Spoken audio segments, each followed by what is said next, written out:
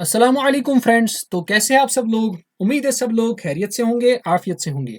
तो हमने अभी तक 8 एमसीक्यू वीडियोस अभी तक स्टैटिस्टिक्स पे कंप्लीट किए हैं।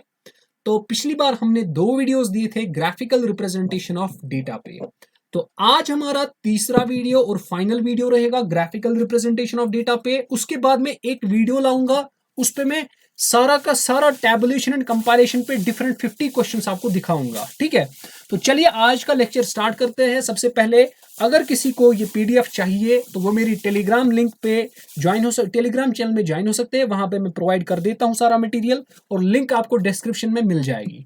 नंबर 2, आपको इसको क्या बोलते हैं, आप सबसे पहले जो भी मैं आपको पढ़ाता हूं आप ये देख सकते हैं। आप अगर बुक भी पढ़ना चाहेंगे कोई, तो मैं रिकमेंड करूंगा आपको, तमिलनाडु की आती है बोर्ड, तमिलनाडु बोर्ड की क्लास 11th क्लास 12th की स्टैटिस्टिक्स, वो आप पढ़ सकते हैं।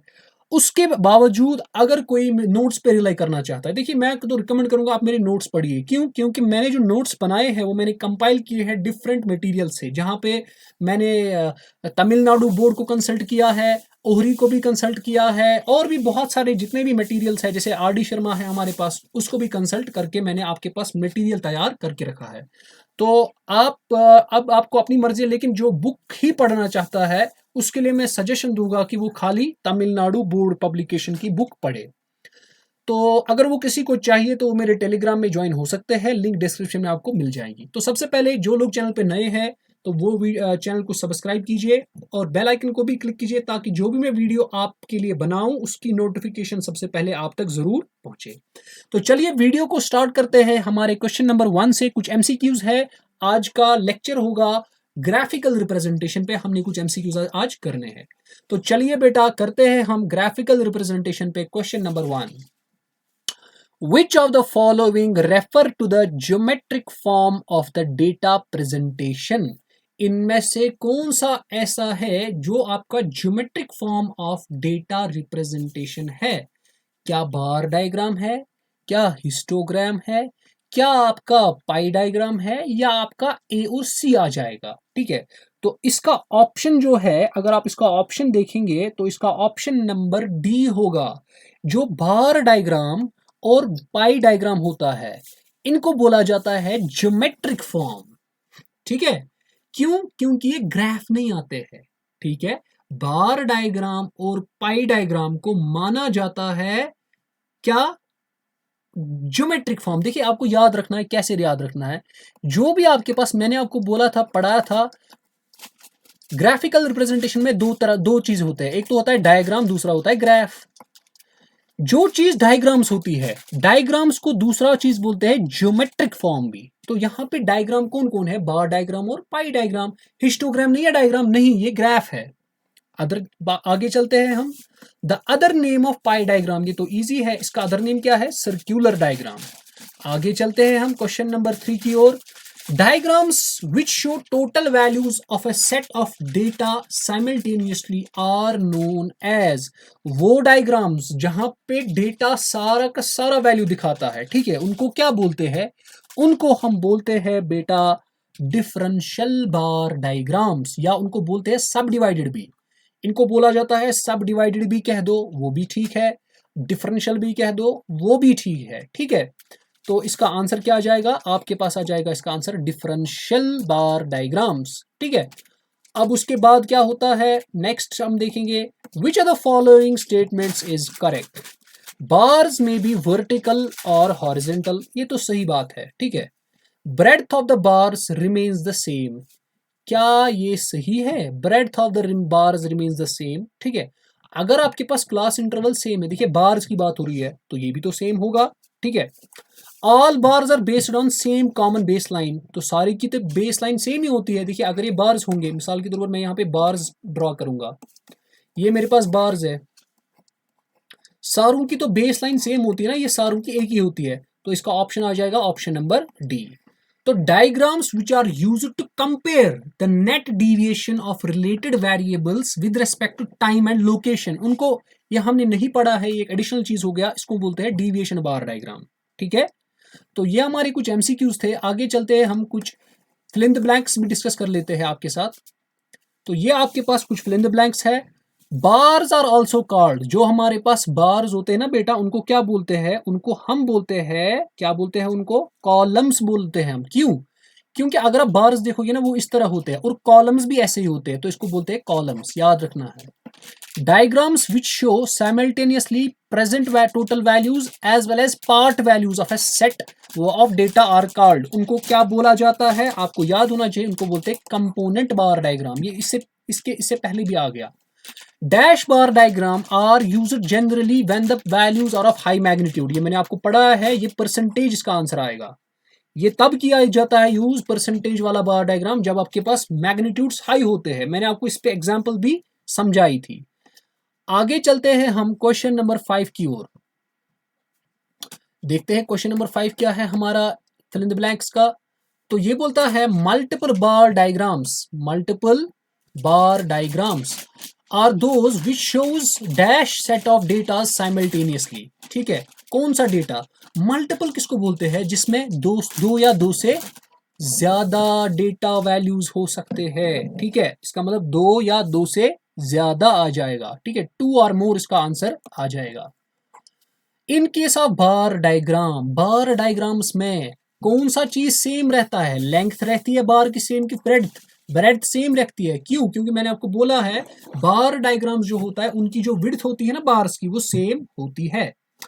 आगे चलते हैं हम, कुछ ट्रू फॉल्स भी मैंने यहाँ पे आपको स्टेटमेंट्स दिखाए हैं, आप उनको भी नोट कीजिए। Bar diagrams are those diagrams in which data are presented in the form of bars or rectangles। क्या ये ट्रू है? हाँ सर, ये तो ट्रू है। In pie diagrams, absolute values of the series are converted into cumulative values। ये तो गलत बात है, ये कहाँ, ये तो फॉल्स है, इसको फॉल्स आ जाएगा।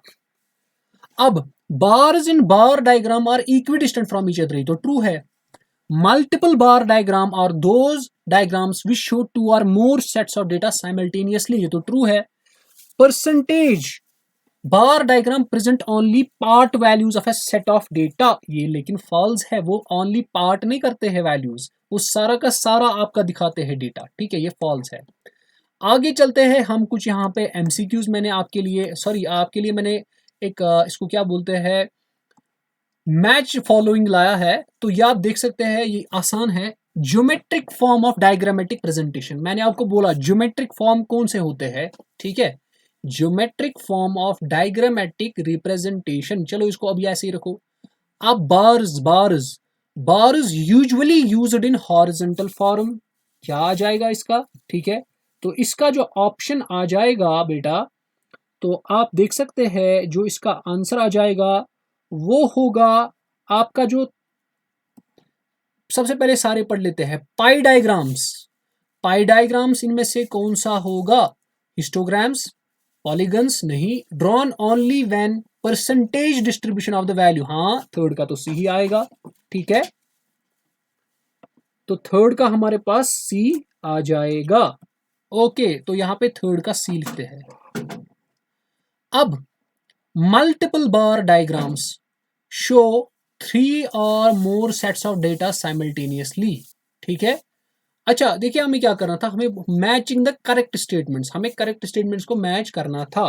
अब जो स्टेटमेंट करेक्ट नहीं है, ठीक है, उसको ऐसे ही रखना है। ठीक है, तो geometric form of diagrammatic presentation, क्या वो हिस्टोग्राम, पॉलीगन एंड ओगाइव है? नहीं है, तो इसको मैच नहीं करेंगे। Bars usually used in horizontal form, नहीं, ये भी तो सही नहीं है।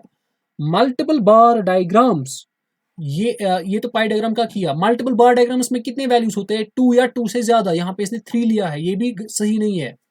Component bar diagrams generally used when the values are of high magnitude, ये भी सही नहीं है। कंपोनेंट वो नहीं होती है, तब हम परसेंटेज यूज करते हैं। तो आगे चलते हैं, कुछ और भी हमारे पास मैच द फॉलोइंग्स है, फिर हम इसको फिनिश करते हैं। Identify the correct sequence of the alternatives given in column 2 by matching them with respective items in column 1। तो इसको मैच करना है। बार डायग्राम्स, तो क्या आ जाएगा? जो भी हमारे पास बार डायग्राम्स होती है, they are a geometric form of diagrammatic presentation. Is it true? हाँ, इसका यही आ जाएगा, तो 1 का आ जाएगा सी। परसेंटेज बार डायग्राम, ठीक है, do not show absolute values, हाँ यही तो सही है। परसेंटेज में कहाँ एब्सोल्यूट वैल्यूज आते हैं?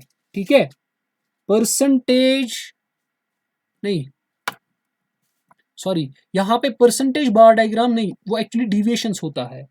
जो डिविएशन होता है, एक मिनट, पाई डायग्राम में वो, सॉरी पाई डायग्राम में होता है जो रिप्रेजेंट नहीं करता है हमारा एब्सोल्यूट वैल्यूज, ठीक है।